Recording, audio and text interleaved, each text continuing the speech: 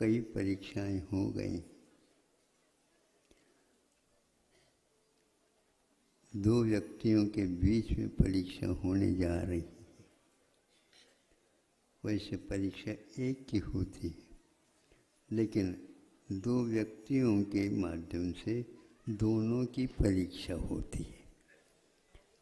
उसको हमें अब थोड़े से देखना है। पत्रिका प्रश्न पत्रिका या नहीं है, फिर भी प्रश्न उठता है, उसका उत्तर आपके सामने तैर करके आने वाला। दो भव्य जीव है, निकट भव्य है, आसन्न भव्य है, प्रत्यासन्न भव्य है। अब बस जाने ही वाले हैं। उससे पूर्व में उनके बीच, दोनों के बीच में किसको अंक ज़्यादा आते हैं, ये अपने को आंकों से देखना है। बीच में कोई तालियां न बजाए, क्योंकि उससे भी परीक्षा में व्यवधान आता है। उनको तो नहीं आता, लेकिन सुनने वालों को अवश्य आता। अब सुनिए अथवा देखिए। दो परीक्षाओं में इन दोनों के बीच में परीक्षा हुई थी। उसमें एक बहुत अच्छे अंक लेकर के आता, दूसरा अंक लेकर के तो आया है, लेकिन वह दूसरी श्रेणी में आ जाता। दूसरी और परीक्षा विषय दे करके उनकी क्षमता को और समीक्षित करना है, देखना है इसमें कौन आगे बढ़ता है।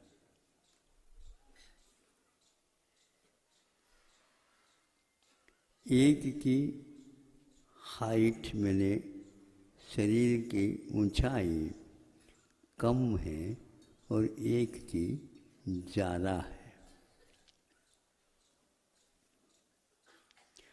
छोटी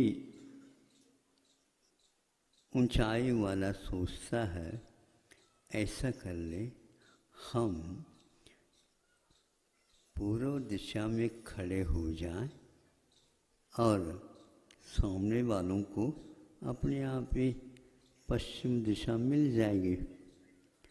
तो पूर्व दिशा में हम हो जाएंगे तो अपूर्व अंक हमें मिलेंगे, उनको नहीं मिल पाएंगे, क्योंकि सूर्य के प्रखर किरणें उसके मुख के ऊपर पड़ेंगे और उसी में इसकी परीक्षा हो जाएगी और हम आसानी से युक्तिपूर्वक इस परीक्षा में पक्की बात है। ये अपने आप निर्णय लेना गलत होता है। विद्यार्थी हमेशा हमेशा इसके बारे में निर्णय न ले, क्योंकि जिसने प्रश्न पत्र तैयार किया है ये उसका कार्य है। आपको तो केवल उत्तर देना है और उत्तर प्रति प्रश्न के माध्यम से भी दिया जा सकता है, ऐसा हमने सुना था। आपके सामने रख, अब वो खड़े हो गए। एक ज़्यादा ऊंचाई वाला पश्चिम की ओर हो गया और कम ऊंचाई वाला पूर्व की ओर हो गया, और सूर्य की ओर देखना है दोनों को। तो वो इसके लिए तो सूर्य मिलेगा ही नहीं, क्योंकि वह पूर्व की ओर खड़ा। किंतु दृष्टि पलकों को जिस रूप में है उसी रूप में रखें, वह झपकी न ले, पलके न ले, वो भी झपकी ही मानी जाती है। और एकदम आंखें जैसे अनिमेष बोलते हैं, अनिमेष देवों की दृष्टि हुआ करती है। तो इनके सामने वह प्रश्न रखो। देखते देखते देखते देखते धीरे धीरे जिनकी ऊंचाई कम थी वो भीतर से कमज़ोर जैसे हो रहे हैं, और सामने वाले जो खड़े थे उससे उनकी ऊंचाई ज़्यादा थी, और सूर्य धीरे धीरे धीरे धीरे ढलने की उसको सूर्य गया जहाँ पर वो आगे आने वाला नहीं। तो धीरे धीरे यह सूर्य का प्रखर किरण इसके छोटे के ऊपर पड़ने लगे, और कुछ समय के उपरांत छोटे कद का जो था उसकी आंखें झपकते ही जो परीक्षक को वहाँ पर रखा गया था, नियुक्त किया गया था, उसकी परीक्षा उन दोनों से भी ज़्यादा हो रही थी, कहीं गड़बड़ न हो जाए, और वह हो गई। इसमें भी वह अनुत्तीर्ण रहा। मैं पूछना चाहता हूँ, इसका कारण क्या है? इसके पास शरीर भी दीर्घ है, उसके पास भी दीर्घ संगन है, दोनों को मुक्ति होना है, और मुक्ति के पेपर इनके सामने हैं, उसमें तो पास होना है इनको। लेकिन अभी एक प्रकार से ये पास नहीं हो सके। एक पास हो गया, दूसरा पास नहीं हुआ। उत्तीर्ण क्यों नहीं हुआ? शरीर आश्रित क्रिया के माध्यम से आत्मा की शक्ति की परीक्षा 3 काल में होती नहीं। कथनचित कुछ समय के लिए हो सकती है, किंतु उसके बाद वह अपने आप ही गौण हो जाता है। मानसिक संतुलन बिगड़ता है तो शारीरिक संतुलन भी बिगड़ जाता है। शारीरिक संतुलन बिगड़ने में मानसिक संतुलन का बिगड़ना भी अनिवार्य होता है, ऐसा तो नहीं कह सकते, लेकिन इतना अवश्य है वह यदि चाहें तो उसको भी बनाए रख सकता है। तो बनाए रखने में एक तो उत्तीर्ण हो गए, दूसरे क्यों नहीं हुए? आचार्यों ने कहा कि इस परीक्षा के प्रश्नावली में इस जीवन की समस्या भी हो सकती है, तो पूर्व जीवन की समस्या भी हो सकती है। इस जीवन की कौन सी है? तो जो जिनके कद कमी है वह बार बार सामने वाले कैंडिडेट को उन्हीं को देखता था, मैं इसको जीतूं। पेपर में जो लिखा गया है वह प्रश्न लिखा गया, उसमें उत्तर पाना। उनकी दृष्टि से और आपकी दृष्टि से क्या अंतर है, लेकिन भीतर उसे जीतना है मुझे। शरीर में जो कमी है उसको जीते तो संभव है इसमें पास भी हो जाता, हो नहीं सकता, क्योंकि जिसकी बहिर्दृष्टि रहती है, इनकी दृष्टि जो है उनको नहीं, शांति से खड़े हैं। 25 धनुष जिनकी ऊंचाई ज़्यादा थी, झपकी नहीं लगी, तब वो सोचते हैं देखो मेरे नई झपकी लगी, उसके कारण दूसरे की हार निश्चित हो गई। किंतु अब करें क्या?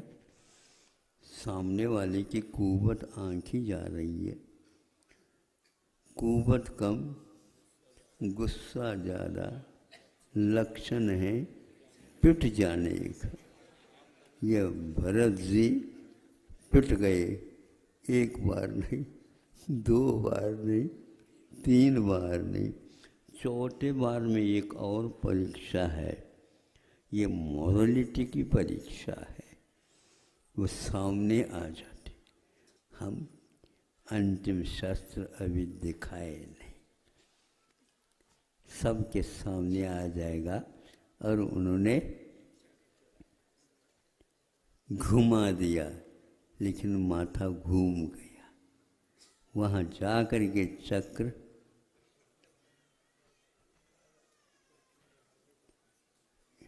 ये सही है ना, परिक्रमा ऐसा तो नहीं, क्योंकि आपको ज्ञात है ना शादी के समय पर।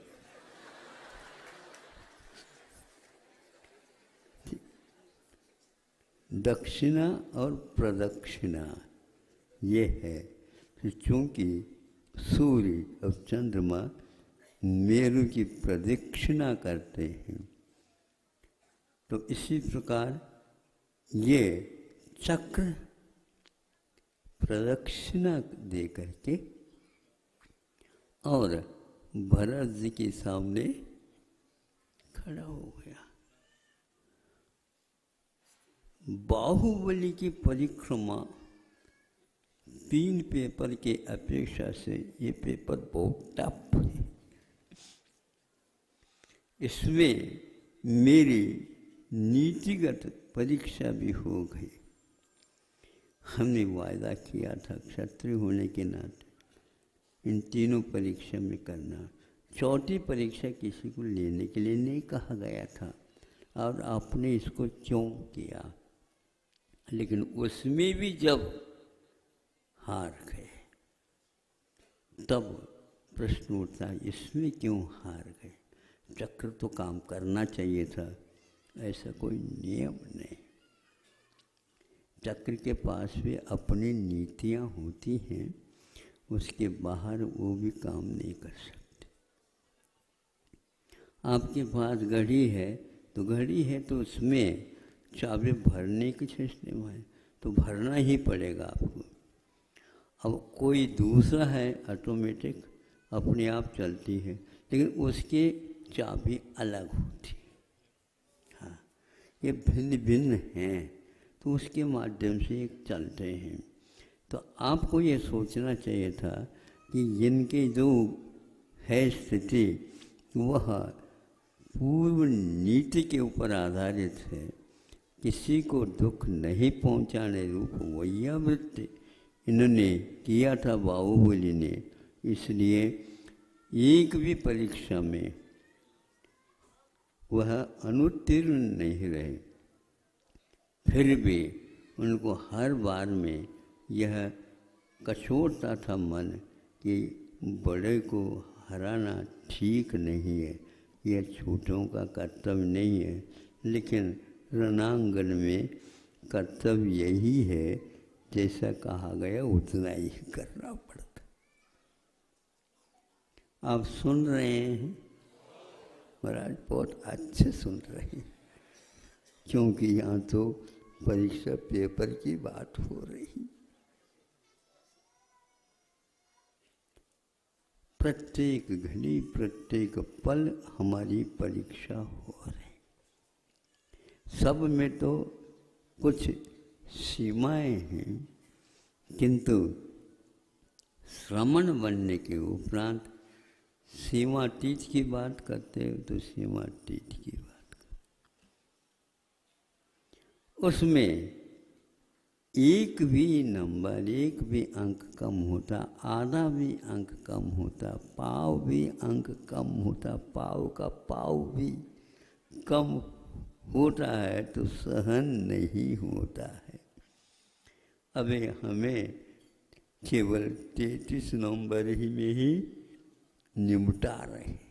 बच्चों, हमारा जो आप आशीर्वाद दो, 33 की जगह 330 हो जाए। सामने वालों की बुद्धि इस प्रकार हो जाए तो एक 0 रख दे। उनको केवल 0 रखना था, लेकिन 33 करके 0 लिख दिया।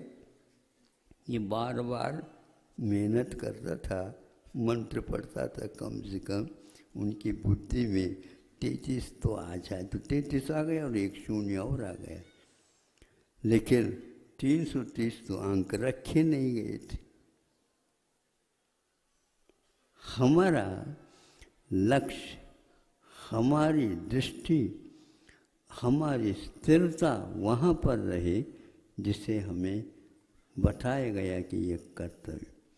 कर्तव्य कोई प्रश्न नहीं, कर्तव्य किसी के द्वारा दिया हुआ नहीं, अपने ही करने के प्रति क्या निष्ठा है उसके यहाँ पर तुलना करने से कम बेशीपन सामने आ जाता। जिंतु जो ही किसकी ओर गए, अरण्य की ओर गए, तो उनको केवल ज्ञान की भूमिका बन गई, किंतु भरत चक्रवर्ती को अपना चक्रवर्ती पने को ही निर्वाहित करना था, वो उधर चले गए। हम ज़्यादा नहीं कहना चाहता हूँ क्योंकि आपका समय पूर्ण हो गया। परीक्षाएं 4 होनी नहीं थी, 3 थी, लेकिन चौथी भी परीक्षा हो गई।